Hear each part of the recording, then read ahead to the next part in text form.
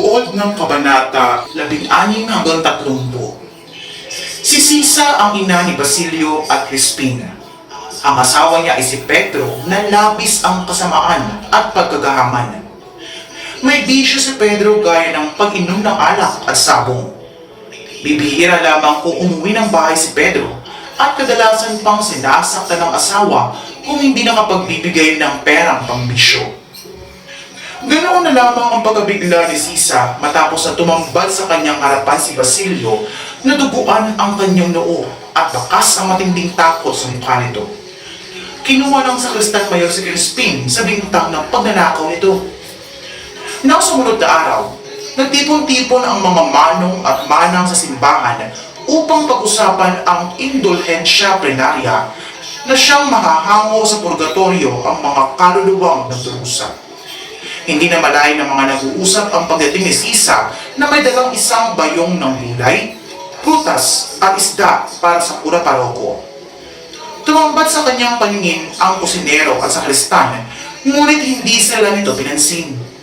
Hindi makapaniwala si Sisa sa mga binabanggit nila. Sa kabilang dako, nag-uusap sina Crisostomo Ibarra at ang guro ng San Diego na sa lawang ito itinapon ng bangkay ng kanyang ama na si Don Rafael Ibarra. Nais itong ipagpatuloy ang nasimula ng kanyang ama sa pagtulong sa pag-aaral ng mga bata.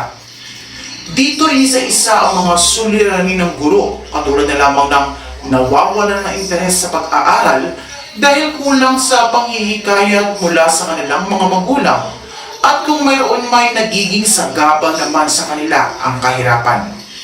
Isa pa'y kailangang iwasto at maisaayos ang pagtuturo.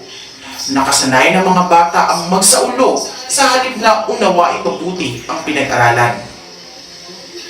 Matapos ang pag-uusap sa lawa, dumalo si Crisostomo Ibarra kasama ang guro sa isang pulong ng tribunal. Dumalo ang dalawang partido ng bayan na magkasalungat ang opinyon at mga isinusulong.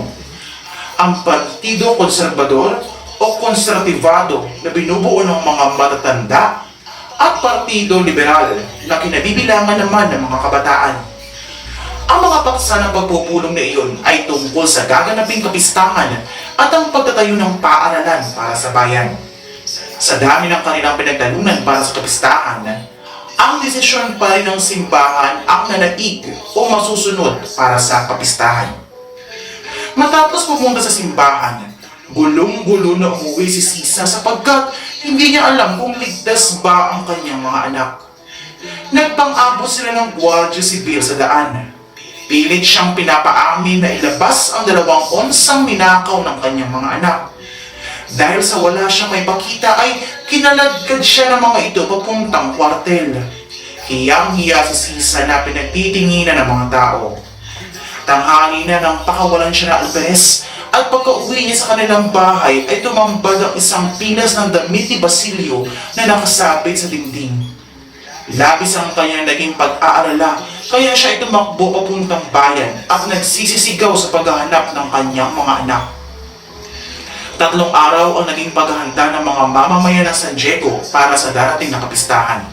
Napag-usapan si Padre Salvi na natakatakang nag-iba ang pag-uugali simula nang dumating ng San Diego si Maria Clara. Plano ng magkatipan na magkaroon ng picnic sa ilog kasama ang kanilang mga kaibigan. Iminungkay ni Maria Clara na huwag niyang imbitahin si Padre Salvi, ngunit hindi ito sinang-ayunan ni Crisostomo Ibarra. Sumakay sa 2 bangka habang nangingisda ang mga kababaihan at kalalakihan. Ngunit na magkaroon ng butas ang bangka ng mga binata, ay napalipas sila sa sinasakyan ng mga dalaga. Wala silang mahuli ng mga isda dahil mayroong mga buhaya kaya't nilundag ng piloto ng bangka na si Elias. Naglaban ng 2 sa ilog na agad din namang sinakluluhan ni Crisostomo Ibarra hanggang sa mapatay nila ito. Nagkubli si Padre Salvi sa isang puno at doon niya nakita ang mga kababaihang nagtatampisaw sa batis. Nanilip siya at nakinig sa mga nag-uusap, ngunit pinigil niya ang kanyang sarili. Dumating si Sisa na naisa ng pakainin ni Ibarra, ngunit umalis din kaya't napag-usapan ang pagkawala ng kanyang mga anak. Dumating ang mga Guardia Civil at Sargento upang hanapin si Elias sapagkat ito ay di umano ang nanakit kay Padre Damaso. Nang sumunod na araw, pumunta si Ibarra sa bahay ni Piloso Potasio upang humingi ng payo tungkol sa paaralan na nais niyang pasimulan. Sinalamat naman ito ng Piloso po at iminungkahin sa mga kinikilalang tao sa lipunan tulad ng kura dapat isang kunin ni Ibarra ang kanyang mga binabalak. Ika-10 Nobyembre at bisperas ng kapistahan sa San Diego. Handa na ang lahat sa bisperas pa lamang mula sa mga panangti, dekorasyon, paputok, pagkain, musika at mga programa. Samantala, tinatapos na ang bahay paaralan na pinapagawa ni Ibarra malapit sa kanyang tahanan sa pamamagnubay ni Ñol Juan. Dahil dito ay marami ang humanga sa kanya, ngunit marami din ang naging palihim niyang kaaway. Malaking handaan ang nakatakdang maganap sa bahay ni Kapitan Tiago at higit na maranya kaysa sa bahay ng ibang mayayaman sa San Diego. Isang relikaryong ginto o locket ang pasalubong ng ama kay Maria Clara. Namasyal sila at sa isang sulong na daan ay may isang ketongin na tumawag ng pansin ni Maria Clara, kaya't inilimos nito ang locket na kabibigay pa lamang ng kanyang ama. Napalathala sa isang aklat na dyaryo sa Manila ang karangyaan at pagdiriwang ng kapistahan sa loob ng 3 araw. Sinulatan ni Maria Clara sa Ibarra dahil ilang araw na niya ito hindi nakikita. Hiniling din niyang siya ay dalawin ng binata at imbitahan siya nito sa pagpapasilaya ng bahay paaralan na kanyang ipinatayo. Ika-3 at ang huling araw ng kapistahan sa bayan ng San Diego. Handa na ang lahat para salubungin ang kapistahan. Sinimulan ng mahabang prosesyon ng iba't ibang santo. Makikita ang pagkakaiba ng antas o diskriminasyon sa lipunan. Siksikan ng mga tao sa loob ng simbahan hanggang sa labasan.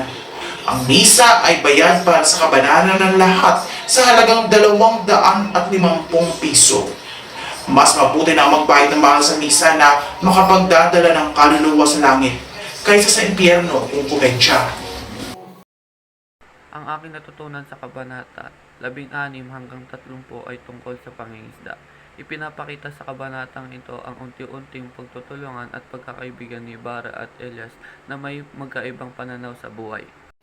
Ang aking natutunan sa Kabanata 16 to 30 po, ang mga Pilipino ay walang karapatan at walang boses. Ang mga praile ay nagsisilbing tagapagtanggol ng mga mamamayan at mga makapangyarihan at hindi nila pinoprotektahan ang mga mahihirap.